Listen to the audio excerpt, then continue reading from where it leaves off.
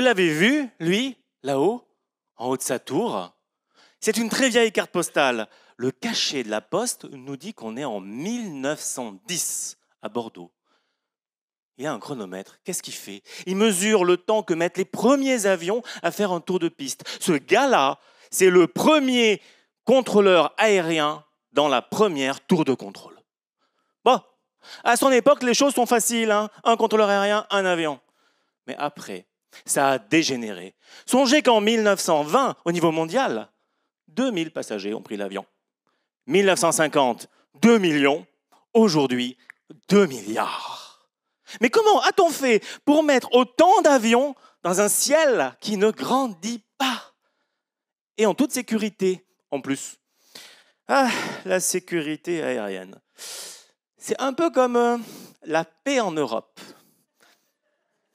On l'a depuis longtemps, c'est habitué, on pense que ça va durer toujours. Hein.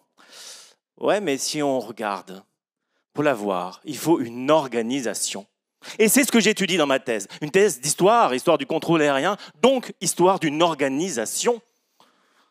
Concrètement, je vais aux archives, je lis de vieilles réglementations, j'interroge des contrôleurs aériens à la retraite et surtout, j'étudie la technique. La technique a tellement évolué. En 1960, on a commencé à informatiser les données radars, les plans de vol, la météo.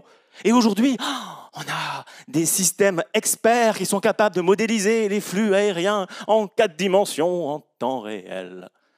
Et pourtant, si demain, vous allez dans une tour de contrôle, vous allez être surpris. Vous allez voir que les contrôleurs aériens écrivent sur des petits bouts de papier des informations qu'ils ont sur les avions. Et puis ils bougent les bouts de papier pour se représenter l'espace aérien. Mais pourquoi ils font ça? C'est nul, c'est archaïque, on faisait déjà comme ça en 1946. Ouais, mais le papier, ça ne tombe pas en panne. Et le contrôleur aérien, il a besoin de fiabilité.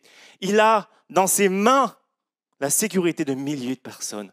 C'est stressant, c'est même collectivement stressant. Il y a des tensions sociales, du coup, et même des grèves que j'étudie aussi. Alors, combien d'avions peut-on mettre dans un ciel qui ne grandit pas? J'en sais rien, j'ai pas encore fini ma thèse. Mais ce que je peux vous dire, c'est que lui, il n'avait aucune idée du trafic qu'on a aujourd'hui. Comme vous, vous n'avez aucune idée du trafic qu'on aura dans un siècle. Mais avec ma thèse d'histoire, j'essaie de comprendre cette organisation. Qu'est-ce qui limite dans les paramètres? L'économie, le social, le politique, l'environnemental? Finalement, regardons-le une dernière fois, lui. Regardons-le. Pensons à lui.